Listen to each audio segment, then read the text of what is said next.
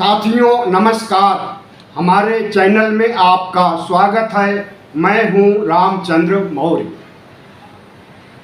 Bharatiya Janata party एक बार फिर राहुल के निशाने पर है। इस बार चुनाव आयोग ने जो कुछ किया है उसका भंडाफोड़ करके भारतीय जनता पार्टी को और चुनाव आयोग को बैकफुट पर ला दिया है। एक अकेला सब पर भारी। राहुल गांधी ने जिस तरह से हाइड्रोजन बम फोड़ने की बात कही थी, हाइड्रोजन बम तो नहीं फोड़ा, लेकिन जो कुछ फोड़ा वह कुछ हाइड्रोजन बम से कम भी नहीं है। चुनाव आयोग की धांधली पकड़ने में राहुल गांधी ने दूसरा स्टेप जो उठाया है वह भी कर्नाटक का मामला है। और जिस तरह से उन्होंने चुनाव आयोग की खामी को, उसकी चोरी को पकड़ा है और वोट चोरों को सहायता पहुंचाने की कवायद को पकड़ा है और उसे संविधान से जोड़ा है कि संविधान खतरे में आ गया है। भारतीय जनता पार्टी संविधान पर डायरेक्ट हमला नहीं कर सकती है, संविधान को एकाएक नहीं हटा सकती है, मनुस्मृति को एकाएक लागू नहीं कर सकती है। इसलिए उसने ठान लिया है कि संवैधानिक एजेंसियों के जरिए संविधान को इतना कमजोर कर दीजिए कि संविधान का राज खत्म हो जाए। मीठा जहर दिया जा रहा है संविधान को। और दूसरी तरफ जब नरेंद्र मोदी तीसरी बार प्रधानमंत्री पद की शपथ लेने जा रहे थे तो संविधान को माथे से लगाया, संविधान पर सजदा पड़ गए और कसम खाई संविधान की। यह सब उनका दिखावा और ढोंग था। उनके दिल में वही है जो आरएसएस के दिल में है, जो संघ के दिल में है, और उनके एजेंडे को लागू करने के लिए नरेंद्र मोदी कुछ भी कर सकते हैं। लेकिन जिस तरह से राहुल गांधी ने संविधान बचाने, संवैधानिक शक्तियों को, संवैधानिक एजेंसियों को बचाने, संवैधानिक संस्थानों को बचाने की मुहिम छेड़े हुए हैं और एक के बाद दूसरी संवैधानिक एजेंसी पर धावा बोल रहे हैं, यह अपने आप में बहुत ही महत्वपूर्ण है। ऐसा आज तक कभी नहीं हुआ। हमेशा मोदी की मनमर्जी, संघ की मनमर्जी चलती रही और वह संविधान से छेड़छाड़ करते रहे। प्रधानमंत्री नरेंद्र मोदी ने आज जो विस्फोट किया है राहुल गांधी, इस पर कोई प्रतिक्रिया नहीं जाहिर की है। लेकिन भारतीय जनता पार्टी के नेता अनुराग ठाकुर ने जो सवाल उठाए हैं और खुद चुनाव आयोग ने जिस तरह से राहुल गांधी के बयान को फर्जी बयान, गलत जानकारी, देश को गुमराह करने वाली जानकारी देने की बात कही है, इससे उसकी बौखलाहट का पता देश को चल गया है। और जिस तरह से अनुराग ठाकुर ने राहुल गांधी को कटघरे में खड़ा करने की कोशिश किया, लेकिन उसमें वह कामयाब नहीं हो सके, क्योंकि उसके तुरंत बाद ही पवन खेड़ा जो कि कांग्रेस के प्रवक्ता हैं, मीडिया सेल के प्रमुख हैं, उन्होंने सवाल उठाया अनुराग ठाकुर पर और उनके एक एक तर्क को ध्वस्त कर दिया। साथियों, हमारा संविधान आज खतरे में है। जब से भारतीय जनता पार्टी की सरकार आई है तभी से खतरे में है, लेकिन वह खतरा अब बढ़ गया है, क्योंकि संघ की बेचैनी, संघ की बौखलाहट इतना ज़्यादा बढ़ गई है कि वह विगत 100 वर्षों में संघ के 100 साल पूरे होने जा रहे हैं। 2 अक्टूबर को विजयदशमी हो रही है और इसी विजयदशमी के दिन संघ के 100 साल पूरे हो जाएंगे। 1925 में विजयदशमी के दिन ही संघ की स्थापना हेडगेवार ने किया था हिंदू राष्ट्र बनाने के लिए, मनुस्मृति को संविधान बनाने के लिए, साझा संस्कृति को रौंदते हुए हिंदुत्व का परचम फहराने के लिए। लेकिन यह संस्था 100 साल की बुढ़िया जरूर हो गई, लेकिन इसके एक भी इरादे पूरे नहीं हुए हैं। और जब राहुल गांधी चट्टान की तरह आरएसएस के खिलाफ, हिंदू राष्ट्र के खिलाफ, संविधान की हत्या करने के खिलाफ खड़े हो गए हैं, तो वह परत दर परत तमाम ऐसी प्रधानमंत्री नरेंद्र मोदी आरएसएस की परतों को खोलते जा रहे हैं, देश को दिखाते जा रहे हैं कि कितनी बड़ी घपलेबाजी चुनाव आयोग करता है और कितनी बड़ी घपलेबाजी बीजेपी करती है और कितनी बड़ी घपलेबाजी आरएसएस करता है। राहुल गांधी के इसी खुलासे से राहुल गांधी पर 32 से अधिक मुकदमे दर्ज किए हैं संघ बीजेपी के लोगों ने, कट्टरपंथी संगठनों के लोगों ने। लेकिन राहुल गांधी झुकने का नाम नहीं ले रहे हैं और आज उन्होंने जिस तरह से लोकतंत्र और संविधान को बचाने के लिए युवाओं को आह्वान किया और चुनाव आयोग से कहा कि 7 दिन के अंदर वह दस्तावेज सीआईडी को उपलब्ध करा दीजिए, कर्नाटक सीआईडी को, जो वह मांग रही है, तो क्या चुनाव आयोग दस्तावेज उपलब्ध कराएगा? क्या चुनाव आयोग पारदर्शी चुनाव बिहार में कराएगा? क्या चुनाव आयोग बिहार में एसआईआर से संबंधित 65 लाख जो नाम काटे गए हैं और उसमें से जो फर्जी तौर पर नाम काटे गए हैं उनको फिर से चुनाव लिस्ट में जोड़ेगा? हमें लगता है कि भारतीय जनता पार्टी और चुनाव आयोग दोनों सांसत में फंस गए हैं, एक बड़ी मुसीबत में फंस गए हैं। एक तरफ से राहुल गांधी का खुलासा दर खुलासा एटम बम, हाइड्रोजन बम फूट रहा है, तो दूसरी तरफ सुप्रीम कोर्ट भी हथौड़ा चला रहा है। सुप्रीम कोर्ट का कहना है कि अगर एसआईआर पारदर्शी और निष्पक्ष ढंग से नहीं हुआ होगा, उसमें कोई भी त्रुटि पाई जाती है, तो आगामी 7 अक्टूबर को पूरा एसआईआर को ही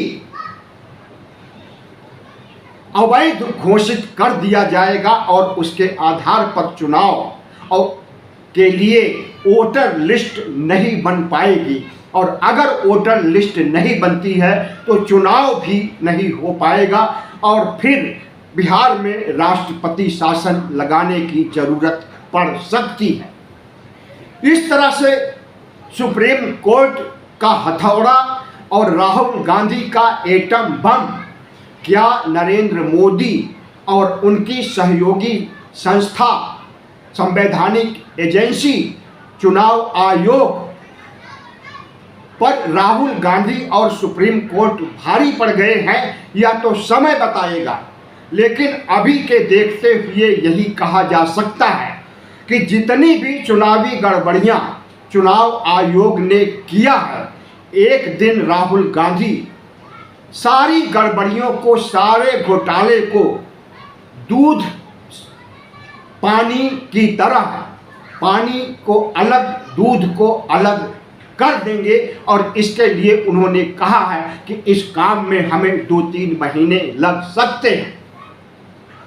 लेकिन उन्होंने इनकार नहीं किया कि हम हाइड्रोजन बम नहीं फोड़ेंगे, लेकिन उन्होंने कोई समय सीमा नहीं बताई। समय सीमा तो आज के लिए भी उन्होंने नहीं बताया था कि आज वह कर्नाटक सीआईडी के मामले का खुलासा करेंगे। लोगों ने यही अनुमान लगाया था कि हाइड्रोजन बम आज ही फूटेगा, लेकिन हाइड्रोजन बम तो नहीं फूटा, लेकिन यह जो कुछ फूटा है वह भी एटम बम से कम नहीं है।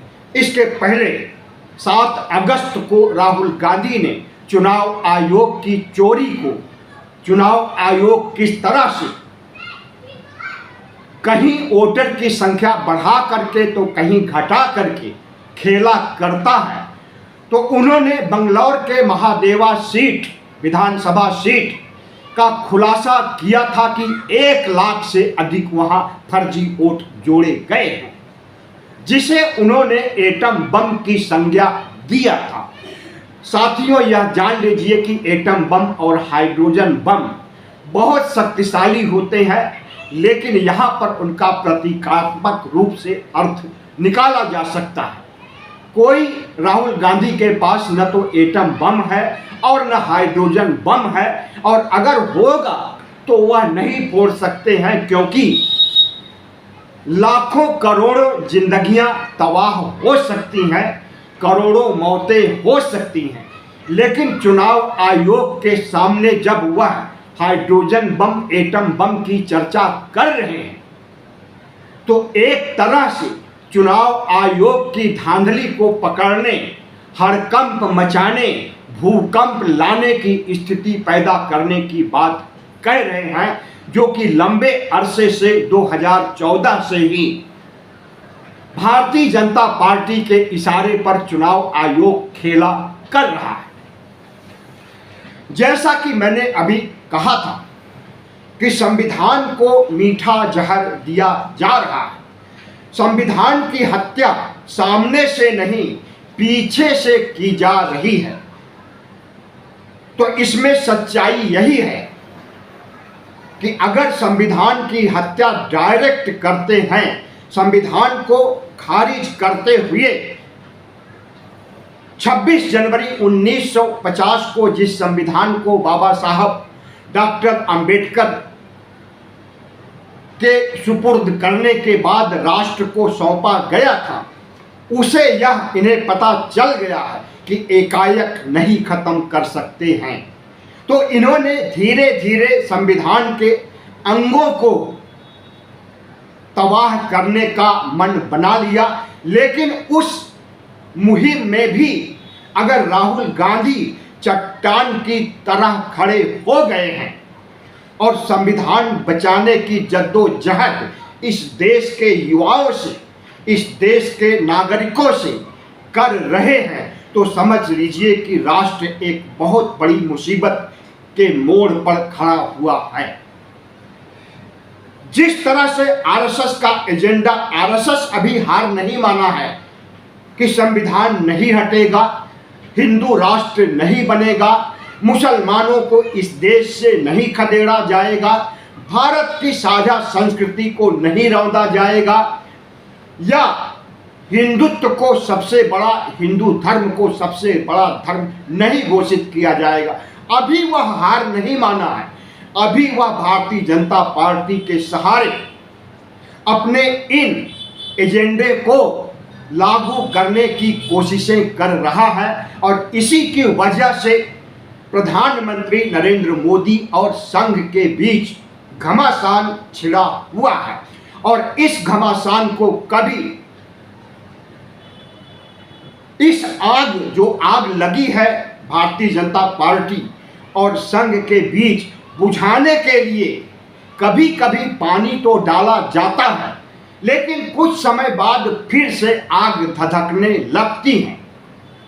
जब प्रधानमंत्री नरेंद्र मोदी लाल किले की प्राचीर से 15 अगस्त 2025 को राष्ट्र को संबोधित करते हुए पहली बार आरएसएस का गुणगान करते हैं, और दुनिया का सबसे बड़ा एनजीओ और संघ के लोगों को समर्पित स्वयंसेवक के रूप में भारत माता की सेवा करने वालों में चिन्हित करते हैं, तो उसी समय पता चल गया कि नरेंद्र मोदी संघ को खुश करने के लिए संघ के सामने समर्पण कर चुके हैं। लेकिन मोहन भागवत के जन्मदिन 11 सितंबर को जब वह देश के सारे अखबारों में हिंदी के, अंग्रेजी के, क्षेत्रीय भाषाओं के 50 अखबारों में लेख लिख करके संघ प्रमुख की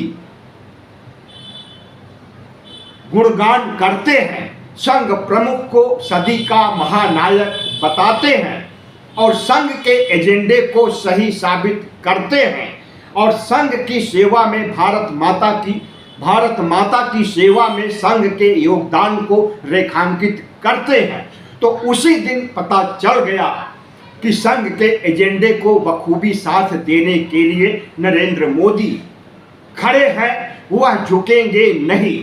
राहुल गांधी अगर संविधान बचाने के लिए अभियान चला रहे हैं तो इसका नरेंद्र मोदी पर कोई असर नहीं पड़ेगा।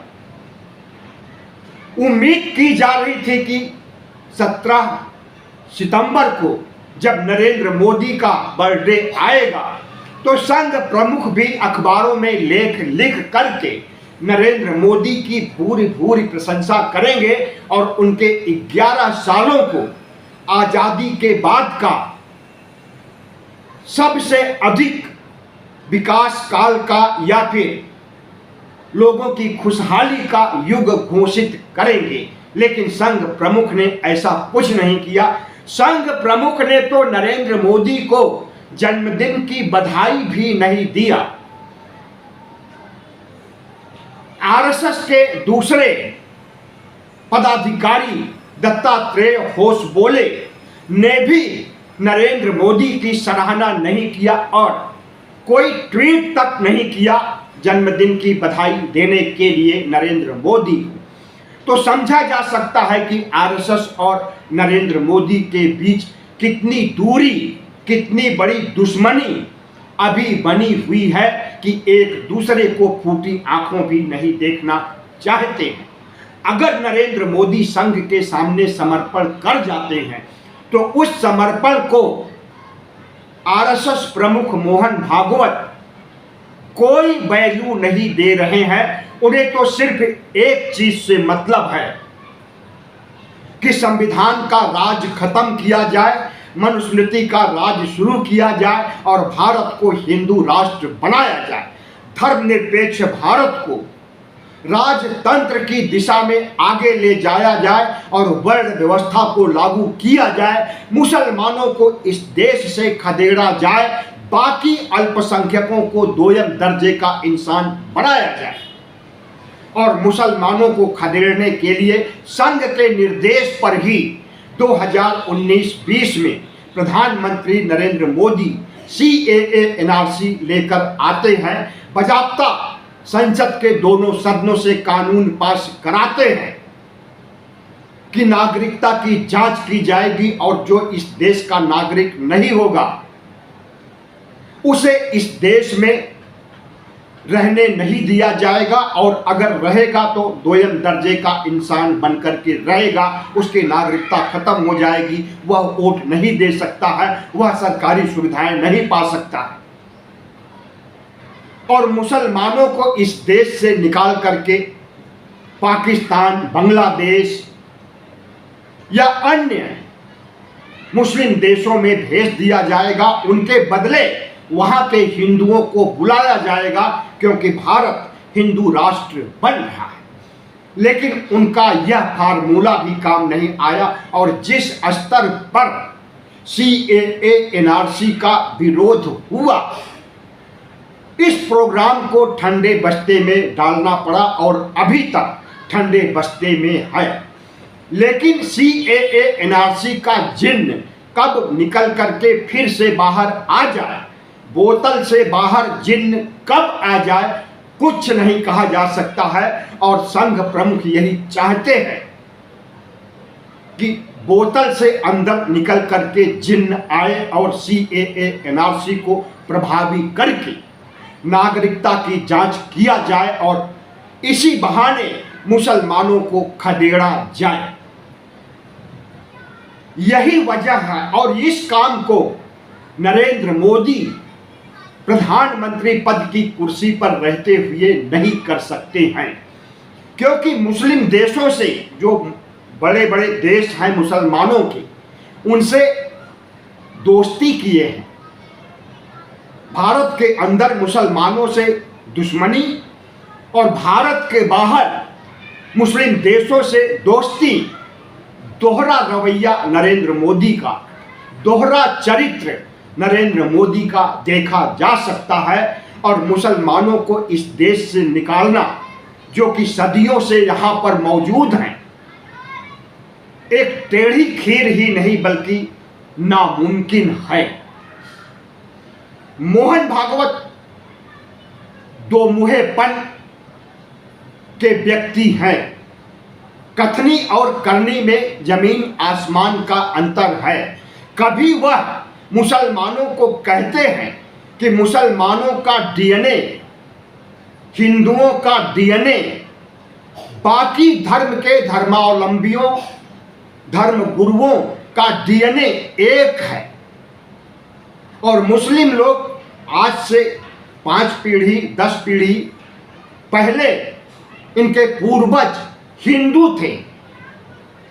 इसके लिए घर वापसी कराने का अभियान चलाया गया था। मुसलमानों को हिंदू बनाने का काम शुरू किया गया था, लेकिन वह फ्लॉप हो गया, क्योंकि मुस्लिम नरेंद्र मोदी और संघ प्रमुख के इरादे को अच्छी तरह से भांप चुके हैं कि नेवले और सांप में कभी दोस्ती नहीं हो सकती है, और अगर इसकी कोशिश संघ प्रमुख करते हैं तो उन्हें कामयाबी नहीं मिल पाई, घर वापसी नहीं हो पाई। इस देश के मुसलमान हिंदू नहीं बन सके, तो इनका एजेंडा उसके बाद लागू हुआ CAA NRC का। साथियों, जिस तरह से संविधान के खिलाफ नरेंद्र मोदी हैं, लेकिन जाहिर नहीं होने देना चाहते कि वह संविधान के खिलाफ हैं। संविधान के खिलाफ आरएसएस तो खुल करके, तन करके, सीना तान करके खड़ा है। हिंदू राष्ट्र बनाने के मामले में तो कभी कभी संघ प्रमुख यह भी बोल जाते हैं कि भारत तो हिंदू राष्ट्र बन चुका है, और जब सवाल उठता है कि जब बन चुका है तो कौन सा हिंदू राष्ट्र आप बनाना चाहते हैं, तो बोलती बंद हो जाती है। योगी आदित्यनाथ तो 2 कदम आगे बढ़कर बोलते हैं कि भारत हिंदू राष्ट्र था, भारत हिंदू राष्ट्र है, भारत हिंदू राष्ट्र रहेगा। तो योगी से भी वही सवाल जो संघ प्रमुख से अभी मैंने किया कि अगर तीनों परिस्थितियों में, भूतकाल, वर्तमान काल, भविष्य काल, हर जगह हिंदू राष्ट्र मौजूद है, तो किस हिंदू राष्ट्र के लिए लड़ाई आपकी संस्था, आपका संगठन हिंदू वाहिनी लड़ रहा है? याद रहे कि हिंदू युवा वाहिनी एक ऐसा संगठन है जिसे योगी आदित्यनाथ ने स्थापित किया था, और यही संगठन आए दिन भारत के छोटे शहरों में, बड़े शहरों में हिंदू राष्ट्र बनाने की वकालत करता है, हिंदू राष्ट्र बनाने के लिए कस्में खाता है। और योगी आदित्यनाथ कह रहे हैं कि हिंदू राष्ट्र तो बना हुआ, तो जाहिर है कि इन सांप्रदायिक शक्तियों का दोगलापन इस देश के 140 करोड़ लोगों को समझना चाहिए। खास करके ओबीसी, SC, ST के लोगों को समझना चाहिए, और अगर नहीं समझेंगे तो समझ लीजिए मुसलमानों पर तो आपदा आ ही चुकी है, आपदा बढ़ेगी भी, लेकिन उस आपदा की चपेट में ओबीसी, SC, ST भी आ जाएंगे। इन्हें देश से निकाला नहीं जाएगा, इनकी नागरिकता नहीं खत्म की जाएगी, लेकिन 2ym दर्जे का इंसान बना दिया जाएगा वर्ण व्यवस्था लागू करके। फिर से 2000 साल पहले की गुलामी, शोषण को झेलने के लिए इन्हें विवश कर दिया जाएगा। आगे हाड़ी पीछे झाड़ू बांध दिया जाएगा। जो पढ़े लिखे ओबीसी के लोग हैं उनको भी, और जो अनपढ़ और गरीबी रेखा के नीचे जूझ रहे हैं उनके भी आगे हाड़ी होगी पीछे झाड़ू होगा। तो संघ यही चाहता है और नरेंद्र मोदी यह सब करने से कतरा रहे हैं। इसलिए दोनों में जद्दोजहद चल रहा है। कभी संघ झुकता है, कभी मोदी झुकते हैं। संघ प्रमुख भी थोड़े दिनों पहले झुके थे। उन्होंने 1 महीने पहले कहा था कि जब 75 साल के हो जाइए तो पतली गली से निकल लीजिए और कुर्सी किसी और के लिए खाली कर दीजिए। लेकिन लगभग 2 हफ्ते पहले उन्होंने कहा कि हमने ऐसा कुछ नहीं कहा कि 75 साल बाद कुर्सी छोड़ दीजिए। तो दोहरा चरित्र वहां भी सामने आ गया। दोगलापन इनका हमेशा आगे आगे चलता रहता है। कभी कुछ बोलते हैं तो कभी कुछ बोलते। ऐसे लोगों से संविधान बचाने के लिए अगर राहुल गांधी संघर्ष कर रहे हैं और चुनाव जिसके जरिए लोकतंत्र पर, राष्ट्र पर कब्जा आरएसएस और बीजेपी का हुआ है, और अगर राहुल गांधी चुनाव के खिलाफ, चुनाव की धांधली को पकड़ करके सामने नहीं लाएंगे तो अनवरत काल तक हमेशा हमेशा भारतीय जनता पार्टी सत्ता में बनी रहेगी। और इसके लिए अमित शाह ने बाकायदा घोषणा कर भी दिया है कि नरेंद्र मोदी 40-50 साल तक राज करेंगे। तो एक तरफ संविधान है और दूसरी तरफ संविधान को खत्म करने वाली आसुरी शक्तियां हैं। लड़ाई इसी में है और आपको किसका साथ देना है अच्छी तरह से समझ लीजिए। और इन आसुरी शक्तियों को जो सांप्रदायिकता का जहर फैला करके हिंदू राष्ट्र बनाना चाहती हैं और संविधान हटाना चाहती हैं, मनुस्मृति लागू करना चाहती हैं, इनके वोट पर चोट करके इन्हें सत्ता से बाहर करना होगा। वीडियो अच्छा लगा हो तो सब्सक्राइब कीजिए, लाइक कीजिए और शेयर कीजिए। इससे हमें बड़ी ताकत मिलेगी।